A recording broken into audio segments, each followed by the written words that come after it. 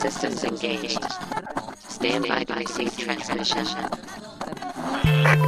Coming to you from a recording studio somewhere in the multiverse. This is Robots from Tomorrow. This show about comics is available on Apple Podcasts, Spotify, YouTube Music, or your podcatcher of choice.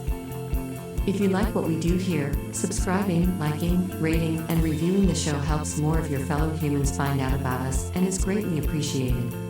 For more information about the show and our archive of over 800 episodes, go to robotsfromtomorrow.net. Today's episode is the Colleen Doran Spotlight panel from this past June's HeroesCon. As described in the convention programming notes, Colleen Doran's work has garnered more nominations and awards than we have space to list here. Eisners, Bram Stokers, Harveys, Hugos, inclusion in the Best American Comics series. There are so many highlights to her career as a cartoonist and illustrator that only the bravest of souls would try and host a panel looking to take stock of them all.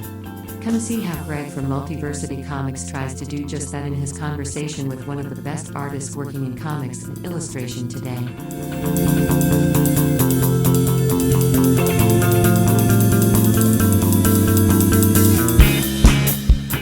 Hello, and welcome to the Colleen Doran Spotlight panel for HeroesCon 2024. My name is Greg MATIASEVICH. I host the Robots from Tomorrow podcast, and I need to apologize right off the bat because statistically speaking, at least one of you is going to leave here disappointed that your favorite work was not mentioned, because we have a lot of ground to cover today. The Neil Gaiman adaptations alone would be enough to fill the hour, but Colleen, of course, has her own creator-owned science fiction comic epic, A Distant Soil, years of work for DC and Marvel, illustrations for all manner of venues and publications, art exhibitions, other graphic novels, creator advocacy, and a self-described, quote, art monster work ethic, unquote. It's a particular favorite of mine, that shows no sign of slowing down. An hour just isn't enough time to spotlight all of the worthy work in your career, but I hope, between my questions and all of yours, we're going to give it our best shot. So, first off, how are you doing? Yeah, I'm okay. All right. Perfectly timed. Thank you. Perfectly timed yawn. Well, let's not bury the lead here. Your newest work is Good Omens, adapting the Terry Pratchett, Neil Gaiman novel into comics form. Yep. P. Craig Russell, who's no stranger himself to adapting other media to comics, has said he's preferred adapting deceased authors because they're easier to deal with. But you've both adapted Neil's work multiple times. Last time I checked, Neil is still alive. How is it working from Neil's work? I don't have any problem working with Neil. He's very open. He's very straightforward. If he doesn't like something, his chilly non-response is generally all you need to know. Mm-hmm. But if you don't get the chilly non-response, he will just come right out and say, nope, that doesn't work. And it's just very fair, and he almost never does. So I got a lot of free reign on the project. He's been very happy so far. And the Terry Pratchett estate has been really open to everything. They haven't asked me even to change one tiny thing. And sometimes I'll go to them, do you like it? We love it. I'm like, but you're not saying anything. They're like, because we love it. I'm like, okay. You know, it's very strange because they're so happy to just let me do the job, which is nice. It's quite comfortable. I mean, I've worked on licensed properties and whatnot, and they just micromanage you into the ground. And, you know, working with Neil and the Terry Pratchett estate, they're like, oh, this is fun, yay. And I'm like, okay, I'll go back to work.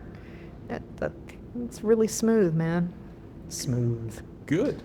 How far into the book are you? Or into the project, I should say. I've literally worked on every single page, but am not finished with every single page, if that makes any sense. Like the whole script is done. In fact, I did a rewrite on the script a while back because the Kickstarter ended up being so successful. I said, look, I'm really having to cram to get this into 168 pages. Can I have more? And they said, sure, take what you need. And I went, well, I will redo the ending, and can we take it to 200? Which meant not just adding pages, that meant going back and reworking stuff that I'd already scripted and laid out. So that was especially since some of the changes went all the way back to like page 6. which meant renumbering everything. That was hilarious. That was like going through all the files, and I still haven't got all the preliminary sketches and stuff correctly numbered. It'll be like it's page 36 and it's really page 39 or something like that. I'm like, I'm not going through the prelims. Y'all figure out whether you want to use these or not. As long as it's the final version, that's fine. But I know it sounds like it ought to be simple, but when you're sitting there renumbering, your brain turns to tapioca after about page 78. And oh my gosh, it was really, really funny. And I've done all the layouts. The only really, really, really super sketchy layout is a double page spread toward the end. Yeah. I think that whole thing is going to take about a week actually, but the rest of it's in bits and pieces. Like I've got inks on page 153, but I haven't finished page 77. You know, I know that sounds weird. And part of it is I realized that, well, I'll go through a chunk of the book and I'll have drawn Aziraphale and Crowley for like 20 days. And then I go to draw them, you know, the kids. And then I have to go back to drawing Aziraphale and Crowley, and it messes with my head, you know, because I haven't drawn them in a couple of weeks. And I was like, I need to snap back. Because there are no models, they're all in my head, and you can lose the thought. I had to stop watching the show because it really messes me up. Because everybody now thinks Aziraphale and Crowley are supposed to look like they do in the show. But if you read the book, Crowley's only in his 20s. He's a young man, and you know David Tennant is gorgeous, but he's 50-something. You know, so I'm actually getting comments from people. Why does Crowley look so young? And I'm like, because he's young. He looks really, really young. And Aziraphale should look older, but you know, people are like, well, he looks too young. And I'm like, well, you know, I don't exactly look decrepit, and I'm supposed to look older than Aziraphale. How do I look? You know what I mean? So a lot of our ideas of what the show and a lot of our ideas of what the book looks like have been greatly affected by the show. The bookstore, for example. The bookstore is heavenly in the show. You want to live there. But in the book, it's grubby.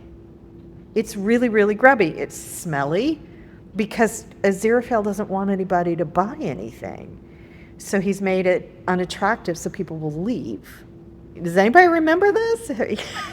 So there's no heavenly dome sculptures around, and you know it's a really great. You know, I'm like, okay, think of the old comic shops I went to when I was 16. It kind of looks like that.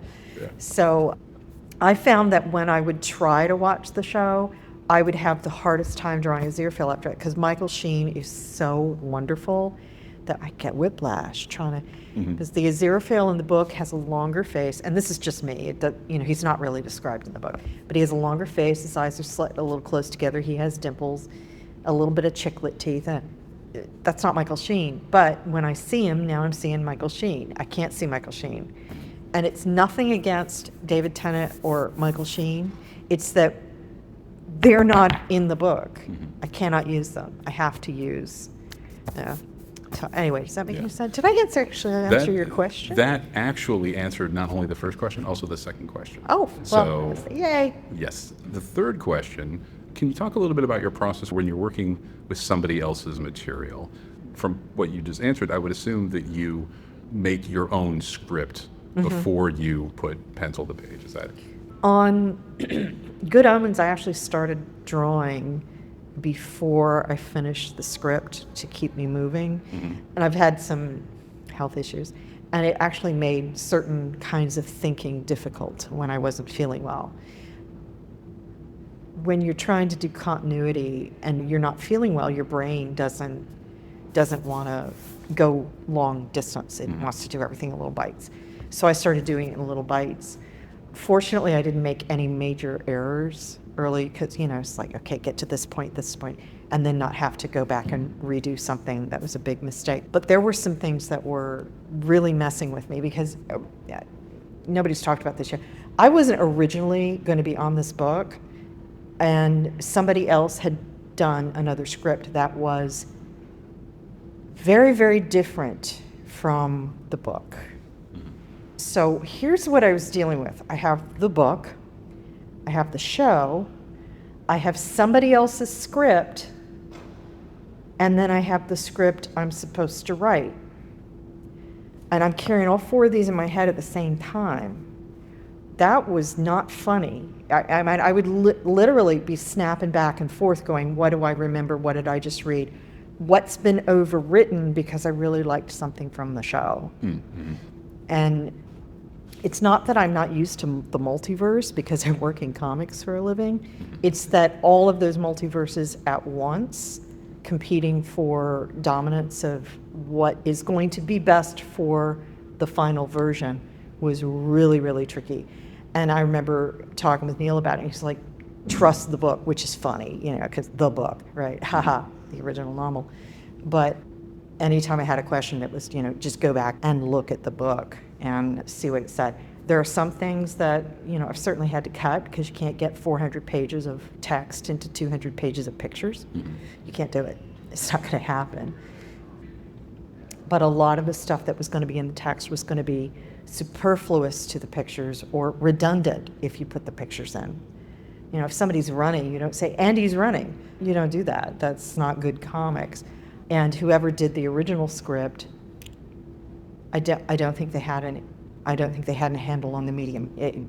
That's about as far as I'll go with that. But and their adaptation was really different from the novel. They were trying to do something really different. And I was having issues because I'm like, is this in the novel? I don't remember this. And then I go back and read the novel, and I'm like, the scene's been moved, and it was really, really different. It was just driving me nuts. And then I finally got permission to do the rewrite. And I was like, oh, thank God. I was like, okay, great. So then I did the whole script from scratch, which was months after I started ticking with it. It was really, really interesting. So on Neil's stuff, I work script first. Mm-hmm. And on Trollbridge, Snowglass Apples, and Chivalry, it was complete script. And they actually went really quickly because between the time contract negotiations start and then you actually get to sit down and do it, my brain's been percolating. Mm-hmm. So I think I did the Snowglass Apples script in about 48 hours. From start to finish, because I knew exactly how it was going to look and how it was going to be paced, because I just let it percolate, and it was like, and it worked. I didn't really have to change anything. But of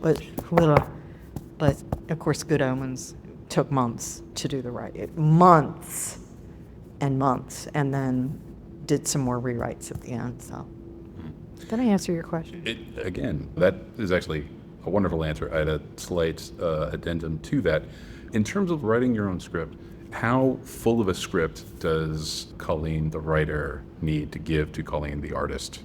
Could somebody else have worked from? No, because I'm rarely give myself direction.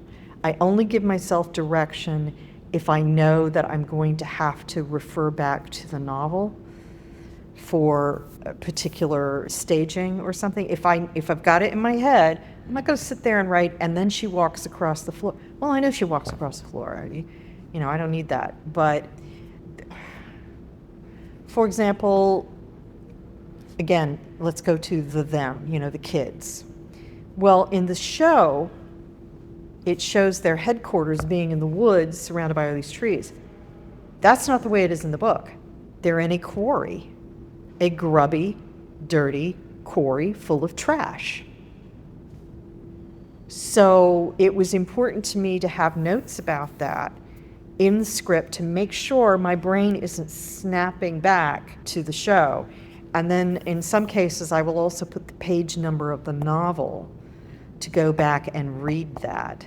Now, there's one thing some of the writers I work with do that I wasn't able to do in Good Omens for kind of a funny reason, but this is great. If you're writing a comic book and you want to do this for your artists, they will love you forever.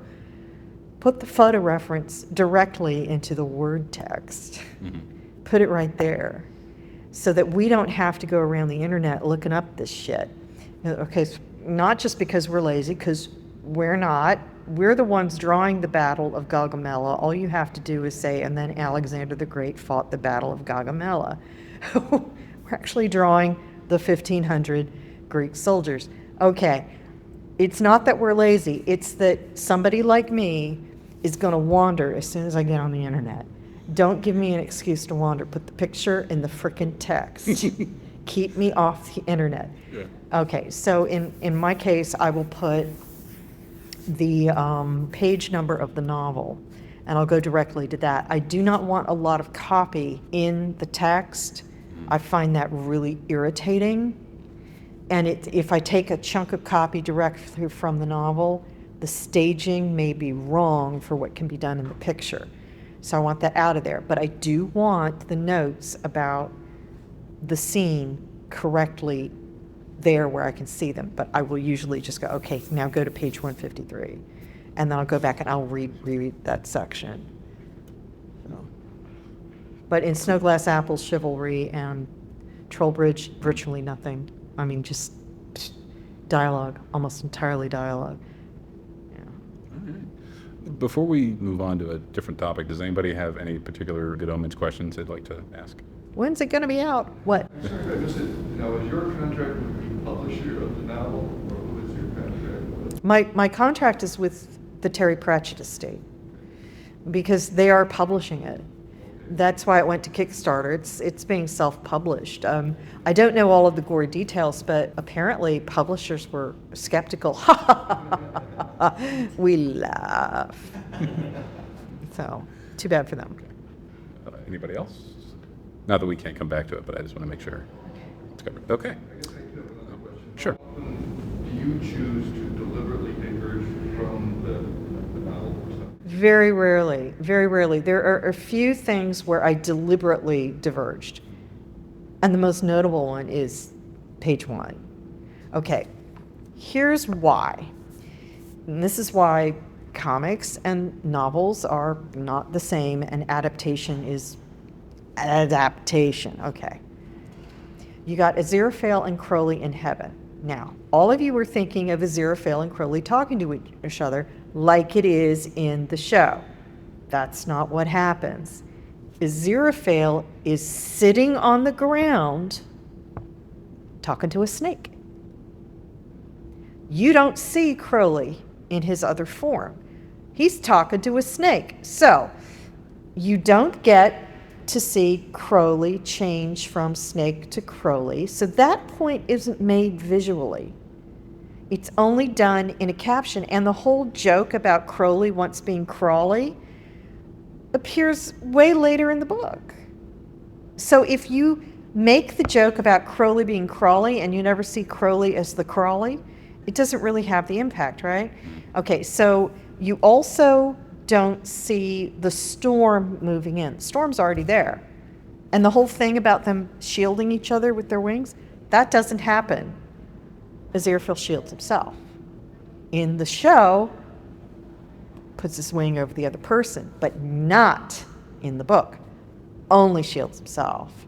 Now, I chose to have them both in their angelic form, so I show Crowley change from snake back to angel form. And this is also important because it is a major point in the book that the demons and the angels don't really look any different. So if you never see Crowley in his angel form or heavenly demon form, you don't get that point. You only get it very late in the book, which doesn't appear in the show, when the angels appear at the apocalypse, which doesn't happen in the show, doesn't happen at all. And Beelzebub and the Metatron are beautiful young men in columns of fire. Doesn't appear in the show. So, the points I make that make this point stronger is when you see Aziraphale and Crowley in heaven, you see Crowley change from snake back into his demon form, where he looks pretty much like an angel. He doesn't have black wings. The demons don't have black wings. And they're talking with one another, and they're in fire, because fire is not demonic, it's heavenly as well. Remember, in the Bible, God appears in a column of fire. The angel appears in a column of fire, fiery bush. So they're beautiful young men, but they're in columns of flame. So you get to make all of those points without having to jump around throughout the book to find the copy. And it's right there visually right from the beginning. Does that make any sense? Mm-hmm. It sounds like for all the trouble that you had divorcing yourself from the show, because you'd seen it so many times and having it not color your interpretation of the book, the fact that you'd seen the show so much, you can make the graphic novel be like the best version of knowing what the show does. You can, in some ways, account for it. And I don't know if I'm making the best version, because that would, like, people would shoot me in the head if I was like, what version is better? Because I don't think I'm making the best. There's things they can do in the show that I cannot do. I mean, I don't have Michael Sheen and David Tennant, who doesn't want that. But there are some things I can do in the book that the show can't do. They had to cut a lot. There's the scene in Australia. There's the scene in Haiti. There's the scene with the evangelist, which is funny. They're not in the show. They're in the book. When Adam gets more of his powers, you get to see some more things, like the Hispanic janitor in the mall. Anybody remember that? It's like a couple paragraphs. Hispanic janitor in the mall, thinking about how sad it is that this tree in the mall is so spindly and unhealthy. And Adam makes the tree grow, and then the whole city gets taken over by trees. People don't even remember it. It's in the book. Now it's in the graphic novel. Some of the side notes also we get to put in there. Anyway. So when you're not adapting other people's books and stories and comics, you're bringing your own stories to the page, and you've been doing that your entire career. What is the status of A Distant Soil? It's on hold until after Good Omens gets finished, and Good Omens money is going to finish it. Okay. Yay, money. Yay.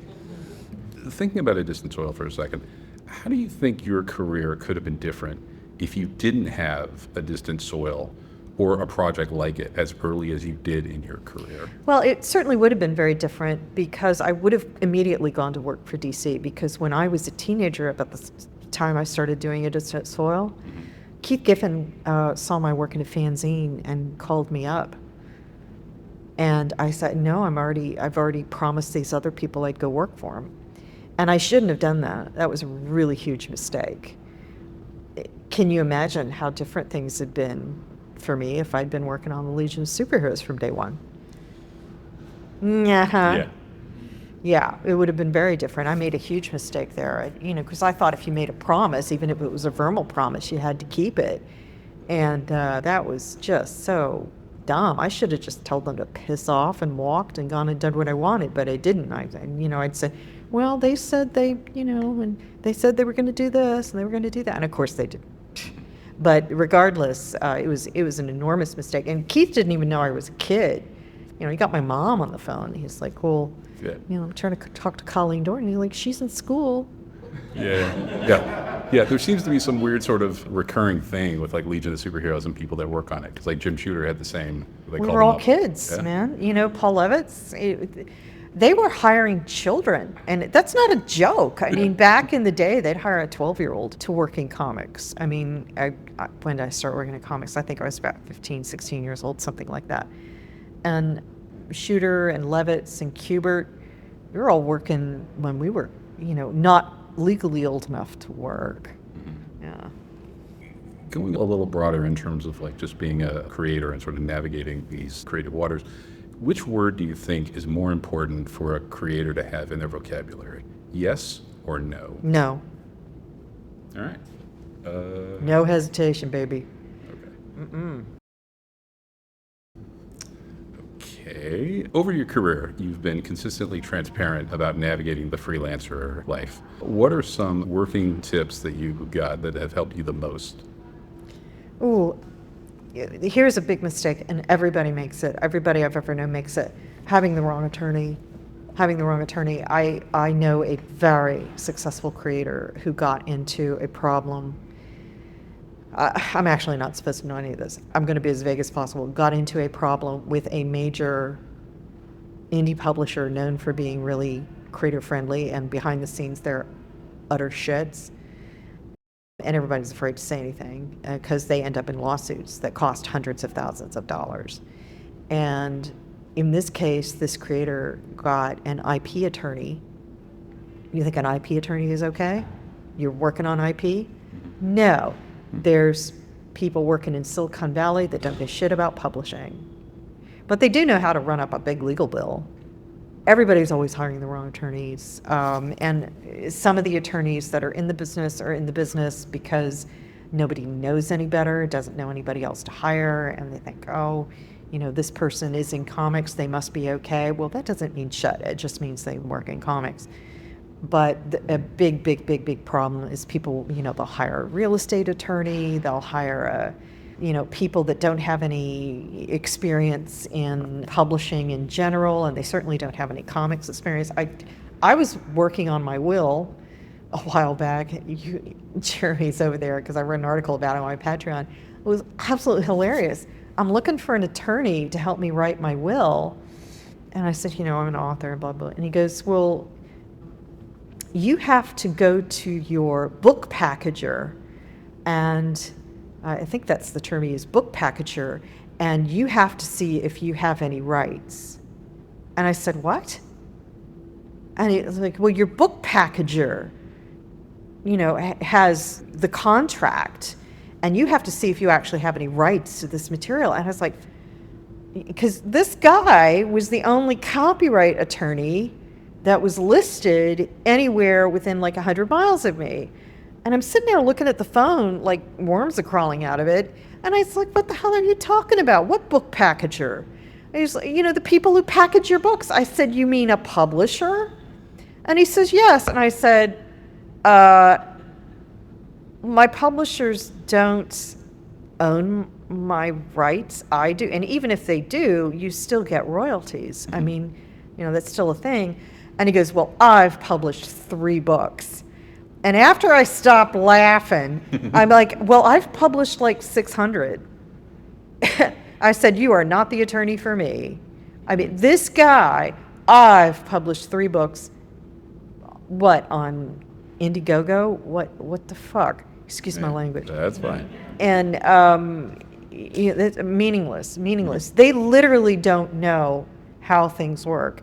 And if you sit there and go, you know, just because you sign a contract with a publisher, you know, copyright with that publisher is just one slice of that copyright. You still are the author and you still own the copyright for all these other things. Copyrights expire, rights are limited, and they still have to pay you. That's what all of that, and he literally did not know that. And this is an attorney with his 3 books. Congratulations. And all the time. I know somebody who's out hundreds of thousands of dollars because they got the wrong attorneys. They spent a lot of time arguing. Hundreds of thousands of dollars is not an exaggeration. Their attorneys spent a lot of time arguing for the wrong shit, running up a lot of charges. None of that stuff needed to happen. And this is an IP attorney. Wrong one. And unfortunately, a lot of creators get intimidated by their publishers. Some of these publishers are really shitty. They will lie to you and intimidate. It's like, well, we're going to sue. And they're acting as their own frickin' attorney. So you go out and you get a real attorney, and here's this doofus over there continually running up the bill, because you're trying to do things by the book. Well, this idiot, but you know, not an idiot, because they know that they're just trying to fight a war of attrition to wear you down. Mm-hmm. I mean, it's a frickin' nightmare. You've got to have the right. Somebody I got help with through the Volunteer Lawyers from the Arts on a contract that was very clear, very clear, that the publisher was entirely in the wrong. It did not have the right to do what they did. It still took 5 years. 5 frickin' years across international lines. That's how they pull this shit. War of attrition. The farther away you are, the worse it gets. If you're in another country, it's a frickin' nightmare. Mm-hmm. They all know it. So you got to have the right legal representation. And the really scary thing is, your contract you can't enforce is worthless. If you do not have the money, the knowledge, or the energy, your contract is a useless piece of paper. All it is a promise. That's it. If you cannot enforce it, it's meaningless.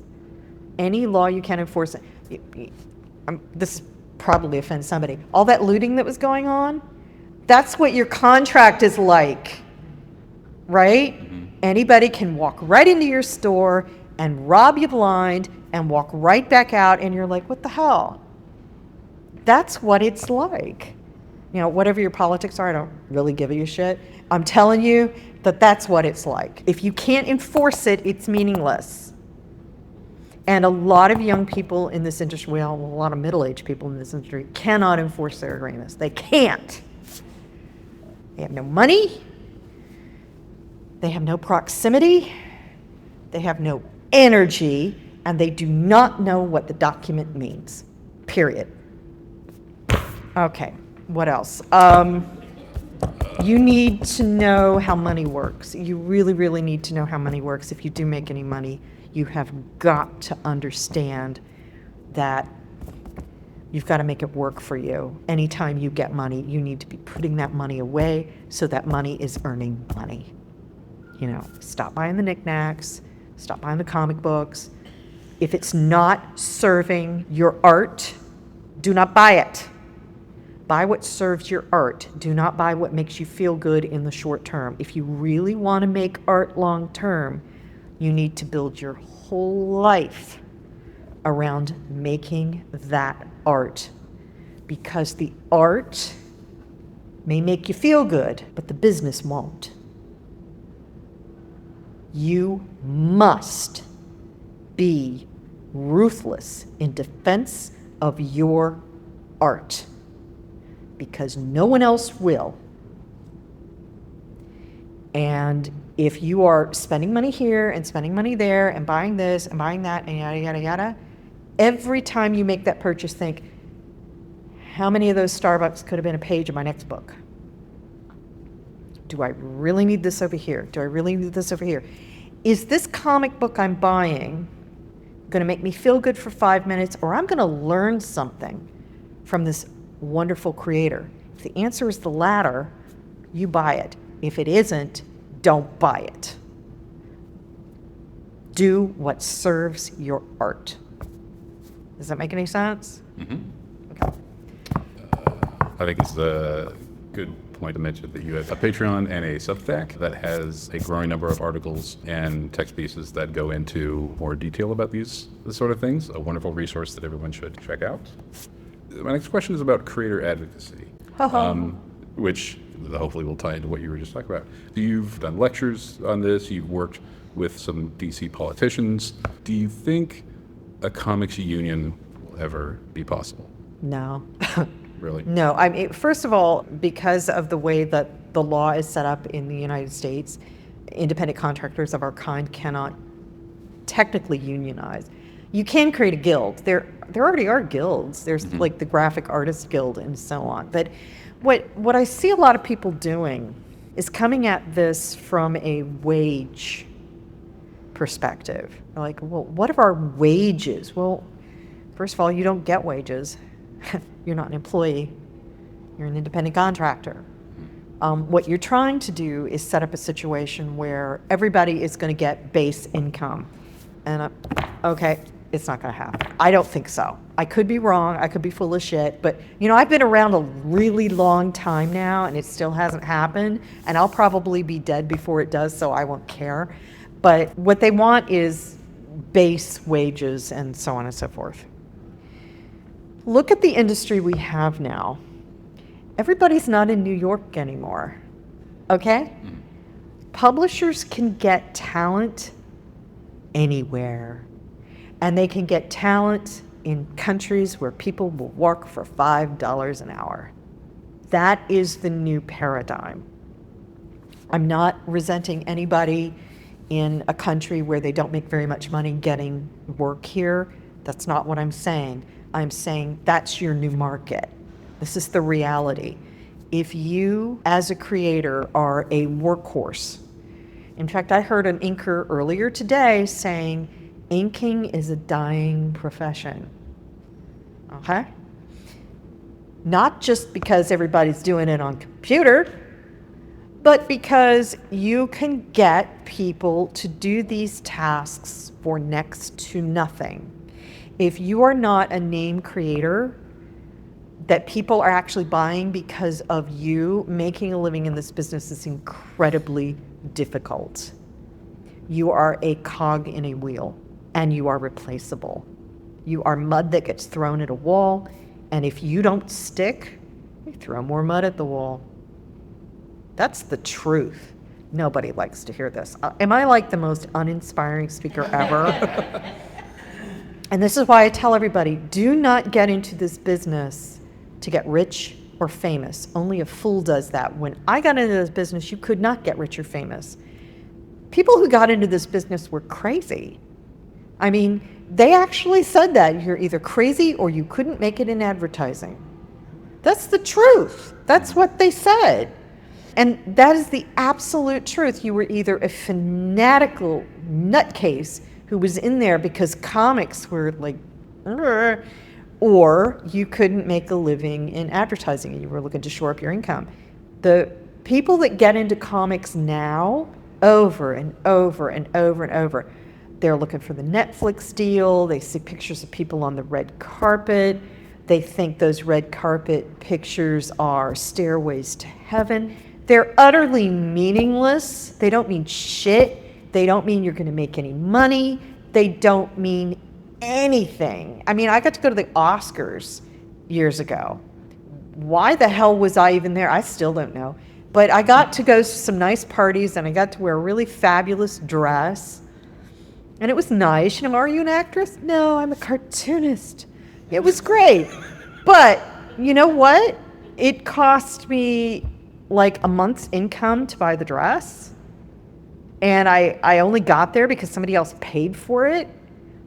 And it did absolutely nothing for my career. It's bullshit.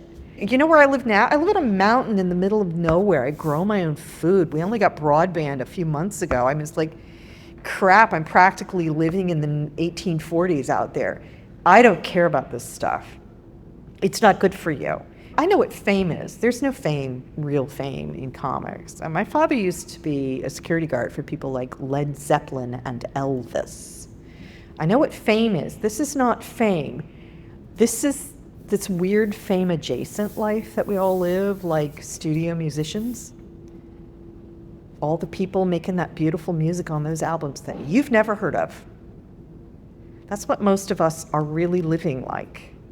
Now, the fact that we occasionally get to go to shows and sign autographs, and now, after all these decades in comics, my art is actually selling for good money, but the $25 Sandman page sells $20,000 now, and I don't benefit from that. This is a very, very strange profession with absolutely no guarantees of any kind, except you had the satisfaction of making a book. Everything else is gravy. Do not get into this profession for fame or money. It will probably never come. And you will be heartbroken, and you will give up. And most people do. Now, does that mean I don't think you should try it? No, it does not. I'm saying you should try it for the art and not for the trappings of art. And what I see more and more is young people thinking this is going to make them happy. No, this is a business. Business does not make people happy. Okay? Creating makes you happy. Create to create. Become very, very good at business. Very good at it. Learn how money works, learn how contracts work, learn how people work. And everything that you gain from that will enable you to make as much art as you like. Make any sense? Absolutely. Okay. Tons of sense. Any questions? I have more questions. I just wanted to make sure nobody. Okay. Yes, we're here for the demotivational speaker. Tough love. I got nothing but tough love. I got nothing but. Well, you mentioned Keith Giffen earlier. Unfortunately, he passed away last Yeah, year. oh God. I ran across a quote where I think he called you the little sister he never wanted, which sounds like something he would say with love. Yes, he did, yeah. What He- was he Keith said- Giffen like as Oh, a my big God. comics brother? Oh my God, he's one of my favorite. Oh boy, see, one of the last time I saw Keith was here. And Keith loved afternoon tea, fancy afternoon tea. I took him to some like golf resort down the road, some fancy hotel place, club resort, to buy him. I always bought him tea. I always did the buying for tea because Keith was over generous. He would like always reach for the check. So whenever we went, I was like, no. It's on me. So I always bought Keith fancy tea. So I have all these pictures of Keith with the little trays of little sandwiches and little cookies and fancy tea. And he loved to go to museums and things. So whenever we were at a show, before the show, I would check out the area and I'm like, okay, where do we get tea and what museums are going to be open? And I remember I took him to that book garden over here. All these years he'd never been. I said, Keith, there's a wonderful garden right here. And I took him to the book garden and we listened to the little frogs and watched the water dance. And, we went out and got something to eat. We went to some soul food place down the road because his wife was Hispanic and she really liked, anyway, I'm sorry. Anyway, Keith was great. He was hilarious. He was psychotic. He was, he would say stuff. He used to, the stuff that came out of his mouth. And I remember Dan Didio said, don't go on social media. I don't want to have to fire you. He was the best. And he had more good ideas in 5 minutes than most people had in their entire life. Now, he had a lot of bad ideas, but he was like a Gatling gun. And only a few of them had to hit the target. Boom, boom, boom, boom, boom. Oh, he was wonderful. He was just the greatest guy. I really loved that man. Who was the last big art revelation that you remember having? Like, where did this person come from? The latest sort of stopped you in your tracks. It's a really good question. Wow, I'm trying to think. Boy, there are so many really good ones. You'll be sitting there on, like David Aha. I just saw, I was like, good Lord, look at how he draw. It's kind of like David Mazzucchelli with the minimal lines and just the bold stroke. Like, wow, there you go. That's just really nice. And I really liked Marguerite Sauvage. It's just such a beautiful, it's very, very like fashion magazine, everything. But if I were like 16 trying to get into comics, I'd be all over that. I really, really get a kick out of her stuff. So I'm always seeing somebody and thinking they're really good. I see a lot of stuff I don't like, but the cover art is so good these days. I mean, they're really killing it with some of these artists. Who am I thinking of? Joelle Jones and people like that. Beautiful, beautiful stuff. Really. And I love how glamorous this stuff is, You look back at comic book covers a few decades ago, and a lot of them are really shitty. You're like, this is abominably drawn. What were you thinking? And some of them were mine. So I guess I shouldn't complain too much. We see the terms illustration and story used all the time as separate entities, like something was written by somebody and then illustrated by somebody else. We see your work in galleries. In your opinion, is it possible to divorce illustration from storytelling? No.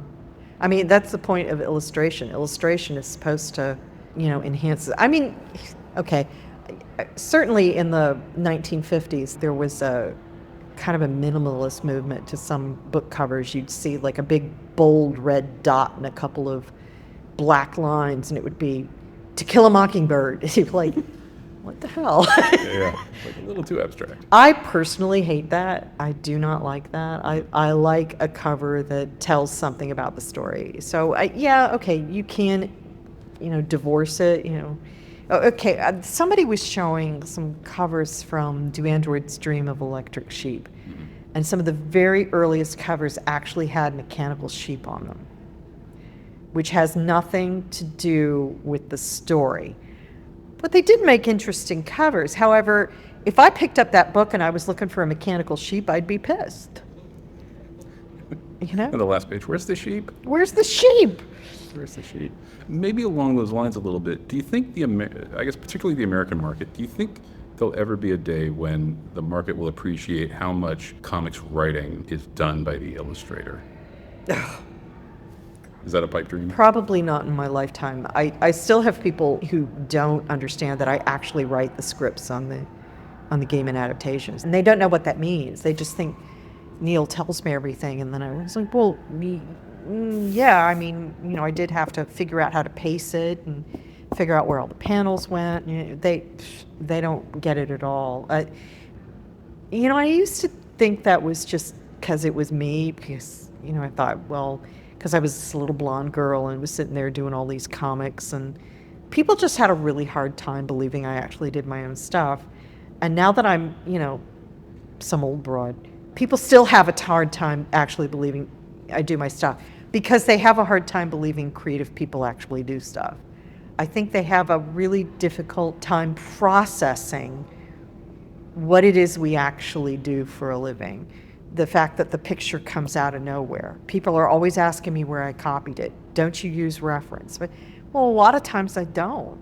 Most of my figure work is drawn extemporaneously. We all learned to draw using the construction method. You build it up from nothing. Yeah. I'm not sitting there looking at models all the time. Especially now with a lot of people doing stuff digitally, they're tracing stuff all the time. And, you know, you do you, but I actually find it more irritating to go looking for reference than to just make that shit up. So when you sit there and draw right in front, okay, here's a perfect example. I was at one of these fundraisers and they had the artists sitting there with overhead projectors, and then we were to draw while the audience watched. And I picked up my brush and ink and I started going. And somebody said, "Did you draw that beforehand?" And I went, "No, right in front of you. No." You know, I can do that. You know, people have seen me do it. You know, these brush and ink sketches, I'll just go and just stare at it for a while, and you know, okay, I'll start here.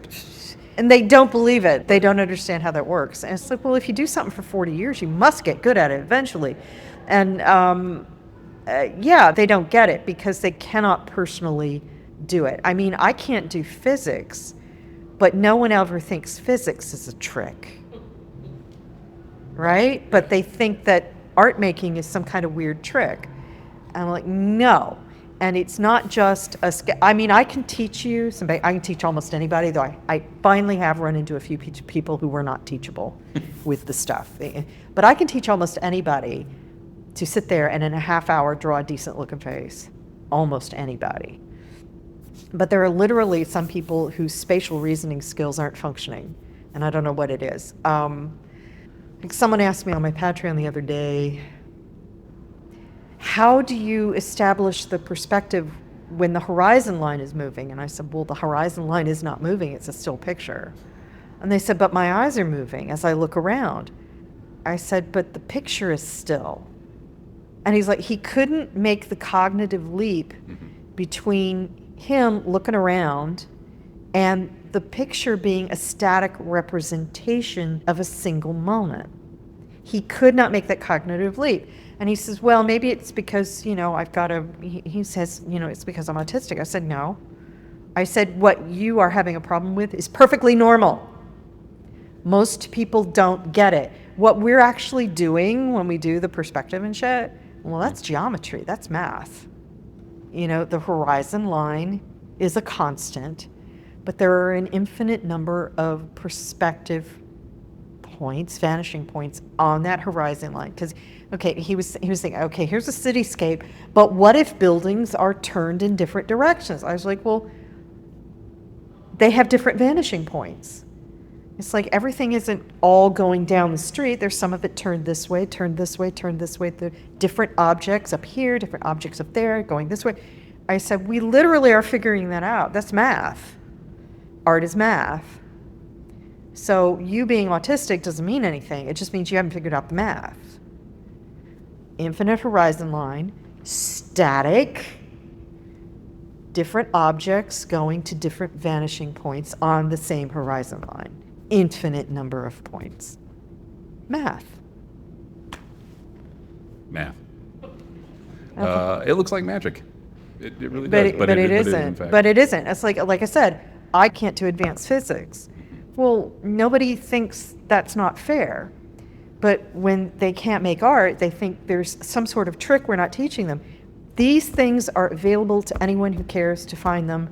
You can find them on bad YouTube videos 24/7. Super easy. But for the same reason, I'm not Stephen Hawking, you're not Michelangelo. It's the same thing.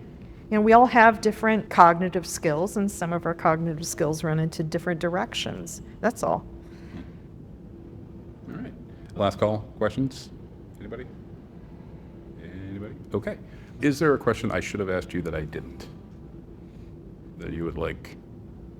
You should have asked me? Yeah. No. Like anything? No. Okay. Where is your table? I'm at CAA 222-223. Way in the back. So this is Now that I've demotivated all of you. No. I think I should just say the disclaimer that I think it is a wise choice to go and purchase your books because they are not only beautiful, they are also chock full of artistic things that people can learn. So they're on the approved book purchase list of people using their money to buy your books. I approve of you using your money to buy my books. There we go. Let me hear if I can read a watch correctly. I think we are about out of time. If there's no other questions, Colleen, thank you so much. We did it. The end. The end.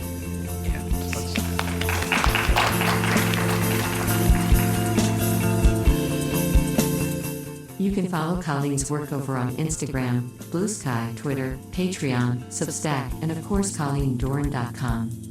Thank you for listening. On behalf of Greg and the rest of us here at the Robotic Mothership, please stay safe, enjoy those funny books, and we will catch you next time.